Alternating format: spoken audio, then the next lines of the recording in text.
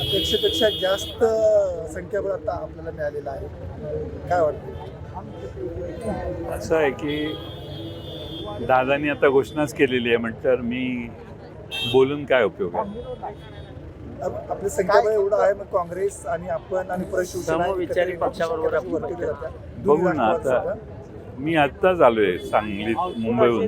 चंद्रकांत पाटील म्हणतात की आता दादा म्हटल्यावर दादांच्या विरोधात मी कधीच काही बोलत नाही. त्यामुळे दादांनी एखादा विधान केलं तर दादांना उत्तर देणं मला योग्य वाटत नाही. दादांची रक्कम होणार का?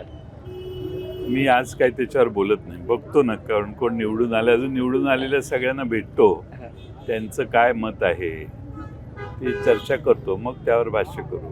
चंद्रकांत दादांची भविष्यवाणी खरी ठरेल का? नाही, दादा हे मला माननीयच आहेत. त्यामुळे दादांच्या बद्दल मी काहीच बोलत नाही. आणि ते सगळ्यात मोठं ते माझे हितचिंतक आहेत. दादा किती